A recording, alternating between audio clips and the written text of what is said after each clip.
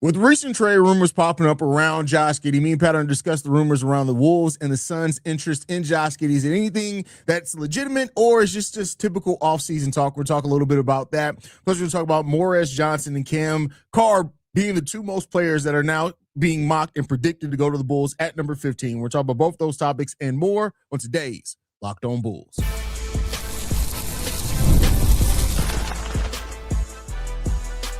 You are Locked On Bulls, your daily Chicago Bulls podcast. Part of the Locked On Podcast Network, your team every day. Thank you for tuning in to Locked On Bulls, member of the Locked On Podcast Network that is celebrating its 10-year anniversary. Man, y'all make sure y'all rock out with us this whole year. That is Pat, the designer, host, and creator of the Windy City Breeze and host of the Chicago Bears podcast over at ESPN 1000. I'm Haize, host and creator of Chicago Bulls Central, Chicago Bears Central YouTube pages, and podcasts. Today's episode is brought to you by FanDuel.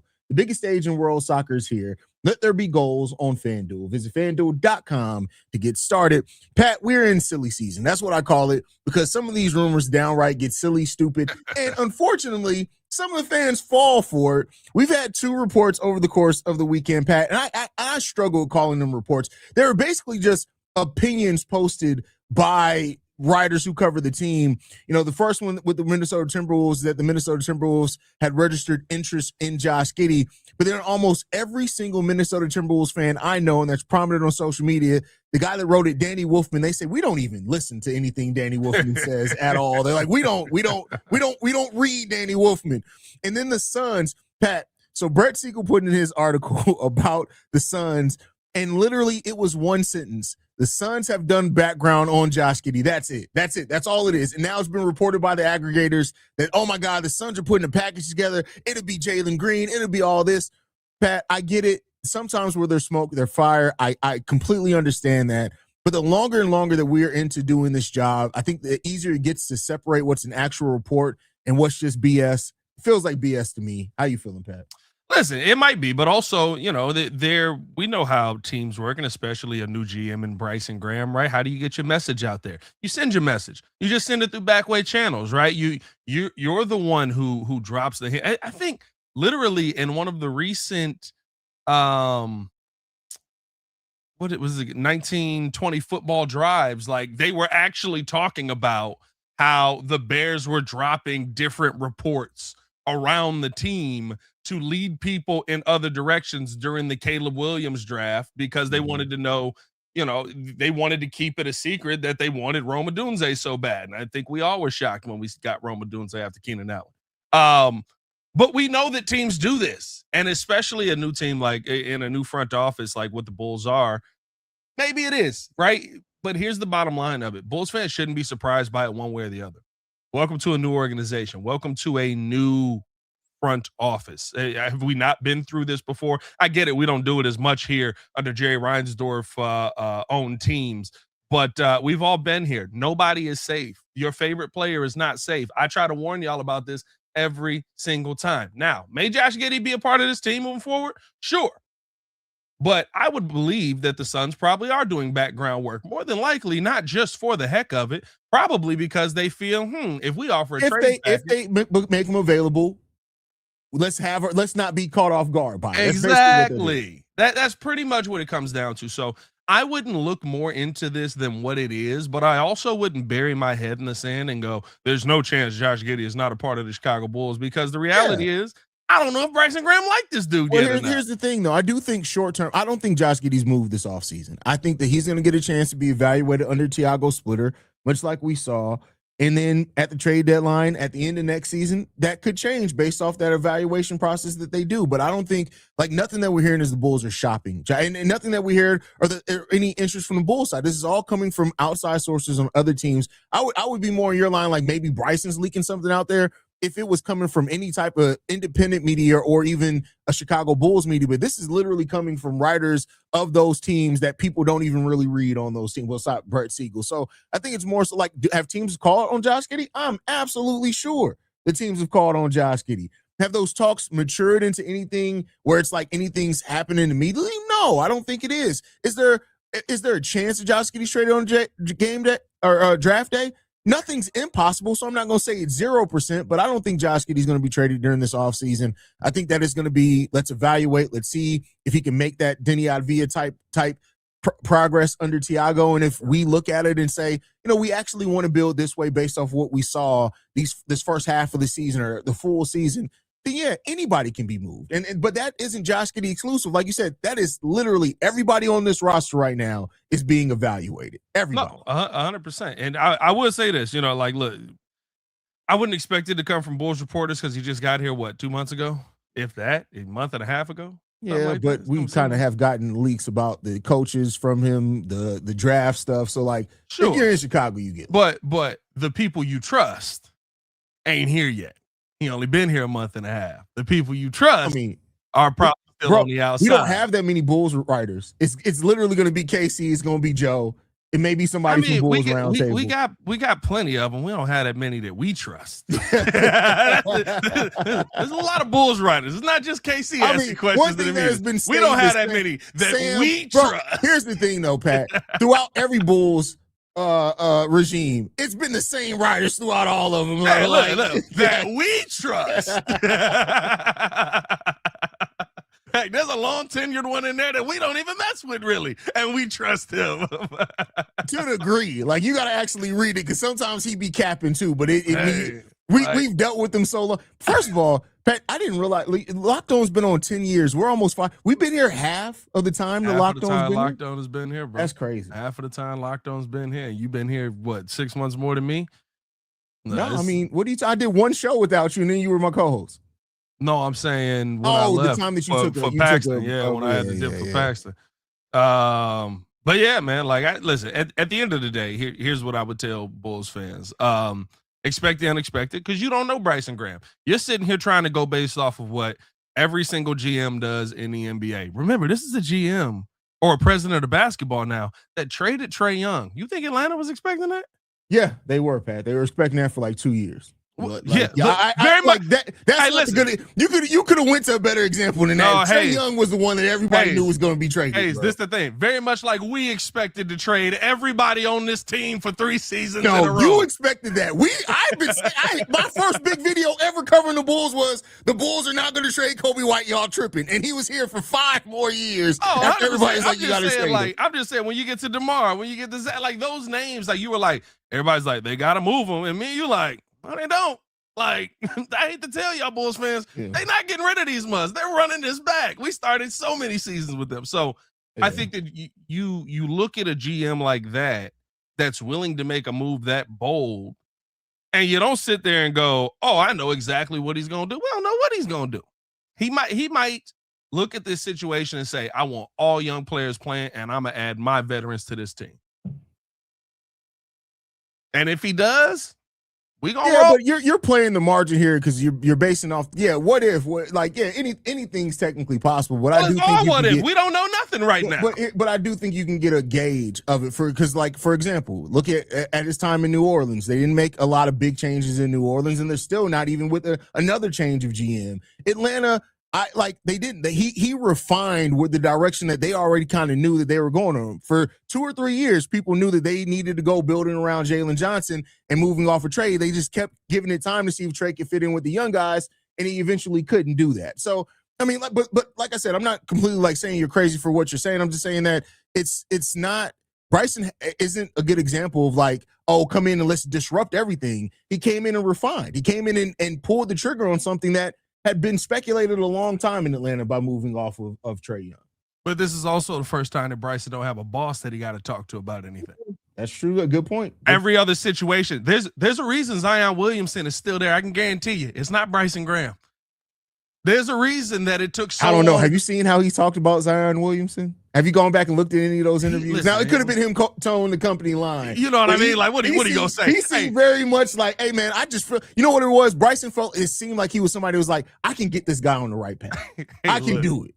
Now, how long did he keep that mindset? We don't know, but he did see when he first came in, he was like, no, I can get this correct. When you got three bosses that's all in on Josh Giddey or on Zion Williamson, you can't be the one, if you want to keep moving up, that goes, nah, F this dude, bro. Hey, listen, shout out to Peter Patton. That's why he went into Atlanta. Hey, shout out to Peter Patton. He won himself a ring. It worked out for the better. Yeah. But he had two bosses that still believed in P. Will.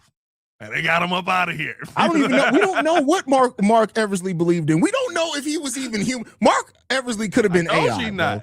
I told you what Mark Eversley is, bro. Mark Eversley was a Muppet. Bro. He had AK's hand up his backside working his mouth. All right, so we're going to continue the conversation. This time talking about two people projected to go to the Chicago Bulls at pick number 15. We're going to talk about that right after this. What are we tiptoeing for Mark Eversley? All right, before we get into that, man, we got to talk to you guys about a message from FanDuel. The biggest stage in world soccer is here, and every match feels like it has potential for a memorable moment. One goal can completely change the energy of a game, shift momentum, and alter the outcome in an instant. That's what makes tournament soccer so exciting, from opening whistle to the final kick. Now, FanDuel is giving fans another reason to stay locked in on every match with every goal pays. Bet on a match and get bonus bets for every goal scored in that match. More goals means more bonus bets. All you have to do is turn your token on. That's what I love about these tournaments. You can turn on a match between teams you don't normally follow, and suddenly one goal changes everything. The tension builds so quickly that you're invested before you even realize it. I'd be looking for those matchups where both teams are aggressive offensively, because those games can open up fast. The more chances being created, the more exciting the match becomes from beginning to end. And now you get to benefit from each goal scored. From the opening whistle to the final kick, let there be goals on FanDuel. Visit FanDuel.com to get started. More Locked On Bulls coming up next.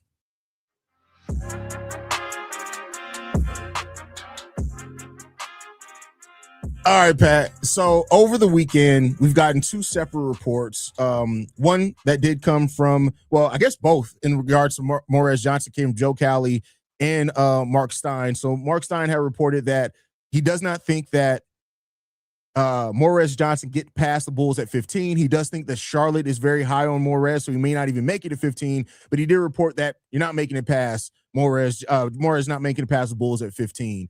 Joe Cowley also was talking about Morez Johnson over the weekend, but he said that Cameron Carr is the Bulls' favorite target there at pick number 15. Let me ask you this, Pat, just for the nature of speculation. If the Bulls are looking at either one of these two guys and saying, hey, we're fine if either two of these guys fall, how do you feel about Morez or Cameron Carr at 15 for the Bulls? Well, listen, if you're staying at 15, I'd say you're looking in the right place. And that's been the feeling of this entire offseason when we've talked about them ad nauseum, right? It's been with the coaching list.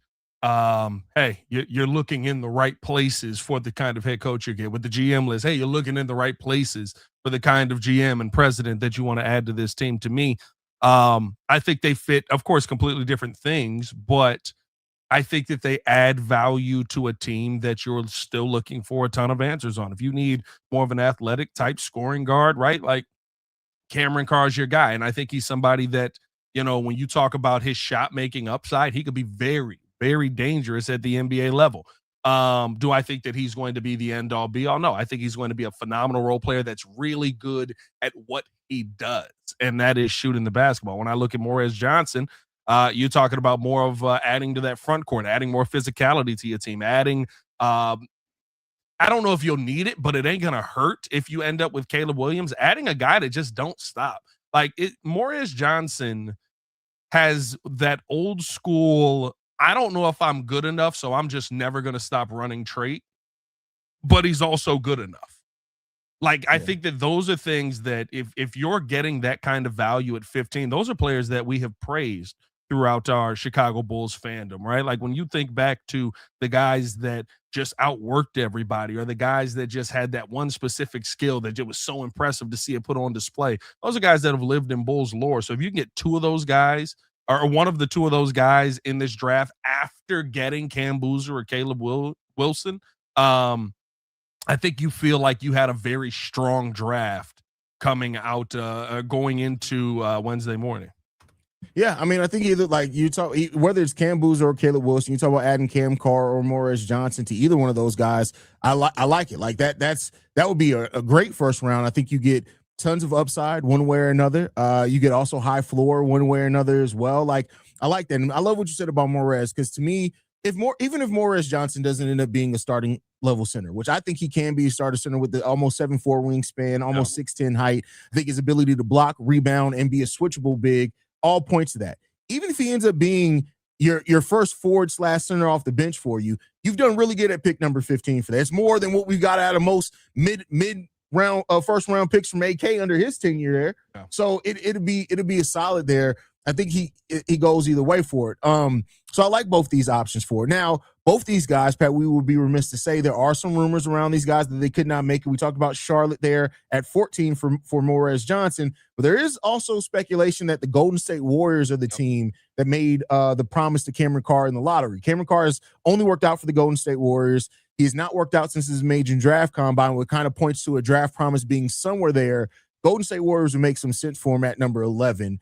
Are you worried about that? Do you think there's a good chance that one of these guys could be available, or do you think neither one could be available for the Bulls at 15? Listen, I was going to say, I think there's a good chance that neither one is available. This is a talented draft. And what would happen is all of a sudden we would be talking about names that we didn't expect falling that far to be available, right? Like, I'm not concerned with where the Bulls are at 15 right now, because it feels like no matter what, like, I'm not telling you Cam Carr is going to be a superstar in this league. He might be somebody who's a high profile player, because I think he's going to have a very, he's going to have such an arsenal of scoring ability that you're going to look at him like one of the elite scorers in the NBA. And so he's going to be a very high profile name. That doesn't mean that you're a superstar at this level.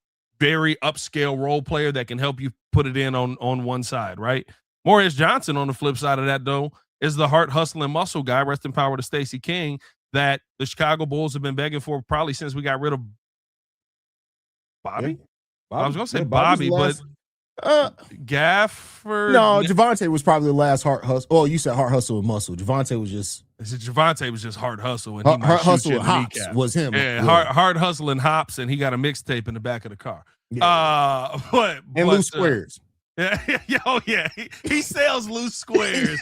He sells loose squares. You think he's living off an NBA contract? No, he has the corner on loose squares. You selling loose squares on my block, fool? Like, bro, hey, he will send his people for you. And now he got Chicago and Detroit people? Oh, it's GG's. He got the crackhead market cornered. Oh, man. But no, like, I look at Morez Johnson as that kind of, I mean, he was Big Ten all defensive player, right? Like, he was all Big Ten in 2025. Like, this is a guy that you look at and you say, he adds significant value to our team, but it's not over the top. It's not, oh my God, like, this is the next XYZ face of the team.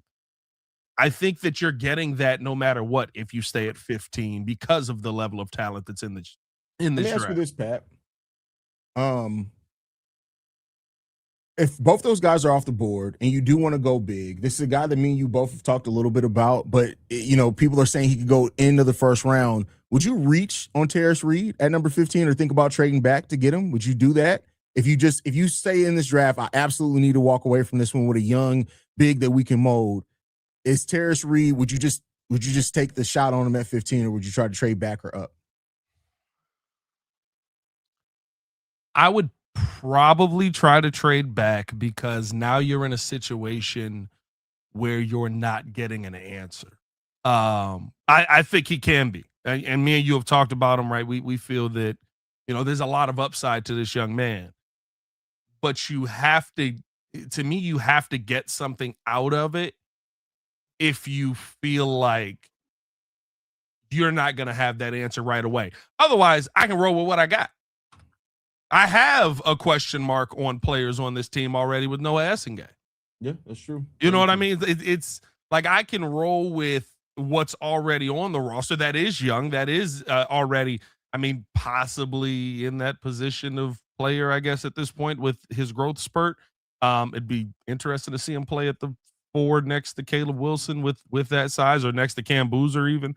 Well, though Cam Boozer make a little more sense, but like, to me, I feel like you'd have to have something to take on another project, even though it's a project that I believe in.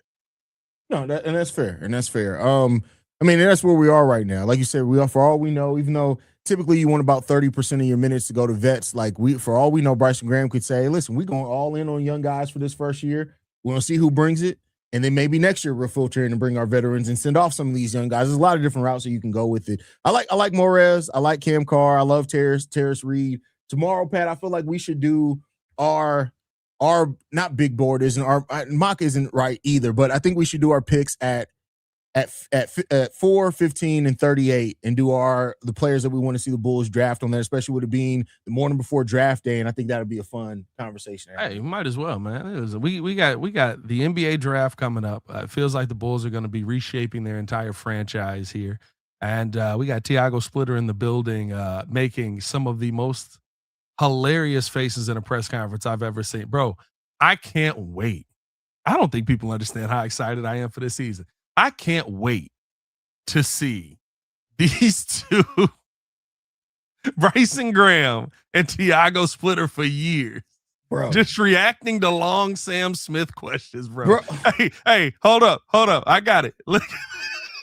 Bro, the fact that you screen captured that exact moment, bro. The irritation on both those men's faces, bro. Like, really, Sam? Really? Bro, by the way, it was a good question. It was a very valid question. But you know, it takes Sam a minute to get there, bro. It takes Sam tried to break down all the walls of the no's that you can give him so he can get the yes. And I give him credit for it because he gets some good answers out of it. But it was hilarious when Tiago just went. All right, bro, you got to do your ad read, man. All right, let's do that. Let's do the ad read. Hey, we appreciate y'all for tuning in, showing love. We got to talk about how many trades we think we could potentially see this coming draft day. We'll talk about that coming up next. But first, let's talk more about Tiago Splitter's face. No, I'm joking. Let's talk about Odoo. Listen, running a business shouldn't feel like you're trying to connect a bunch of systems that were never designed to work together. One app for accounting, another for inventory, another for sales, and somehow none of them talk to each other. That's where Odoo comes in. Odoo is the all-in-one business management software that brings every part of your business together in one powerful platform. From sales and accounting to inventory and marketing, everything works in one place, helping your team move faster, stay organized, and focus on growing the business instead of managing software. The best organizations know that success isn't just about talent. It's about having everyone work towards the same goal. And that's true in sports, just like it is in business. I mean, think about the recent moves by the Chicago Bulls.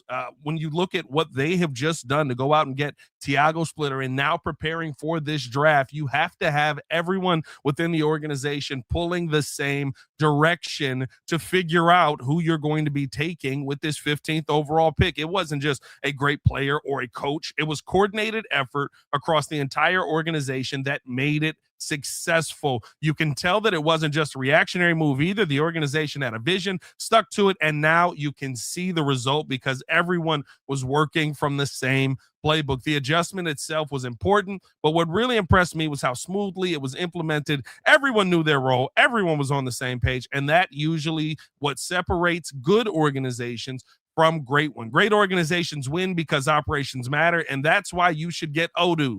Try for free today at odoo.com/locked on. That's odoo.com/locked on. More Locked On Bulls coming up next.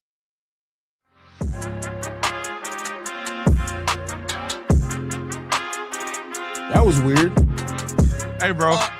I wonder if somebody didn't check to see if that guitar riff was copyright friendly.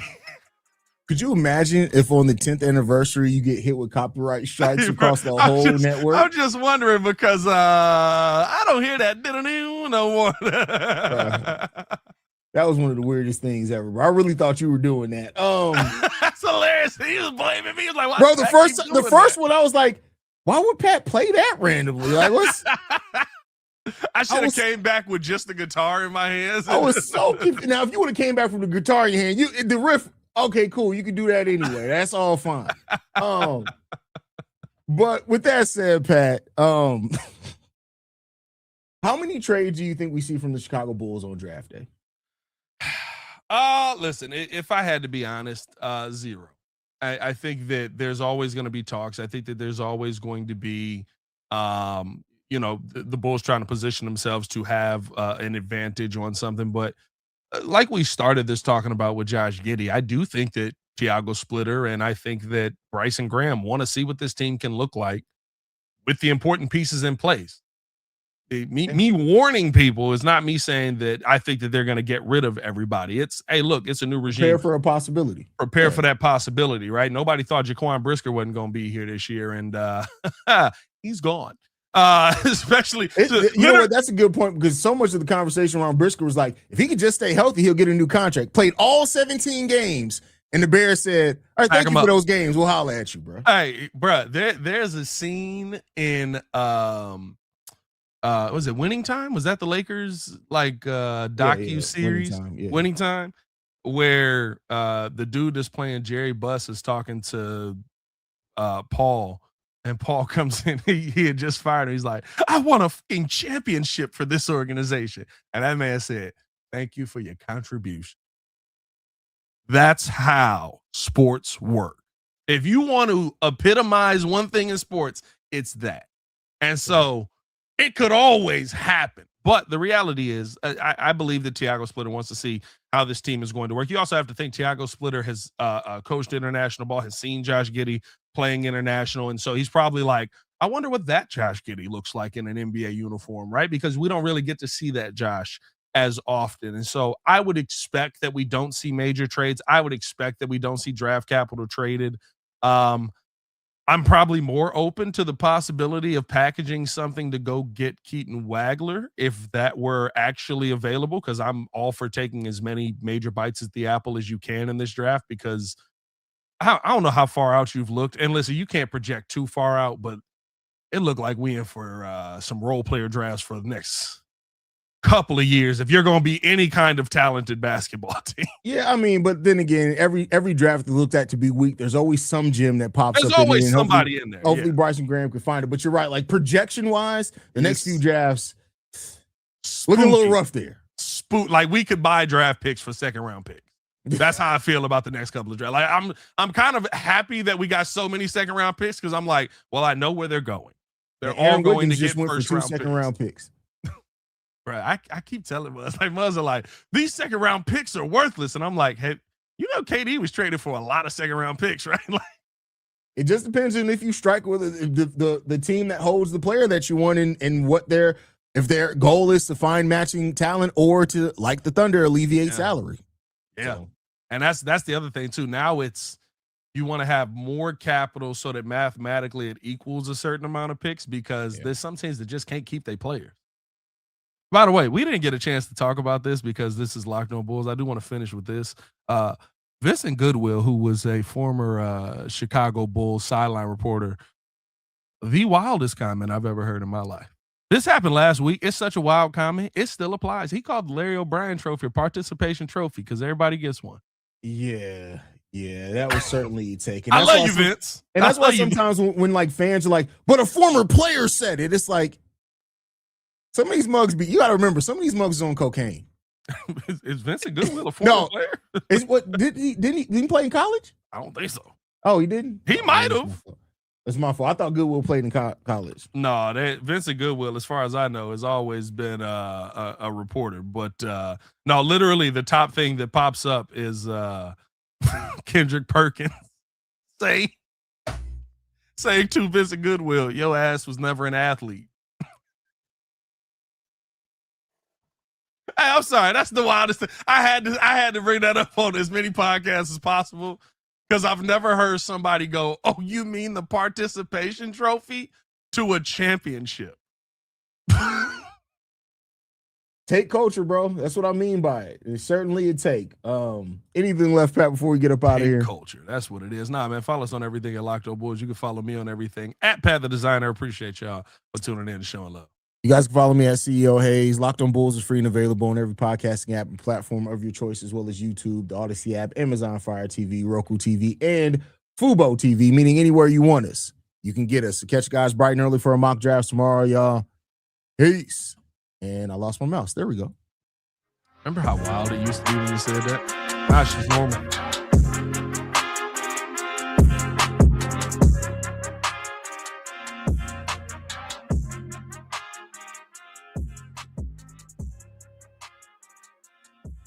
Oh man, he was responding to Twitter comments.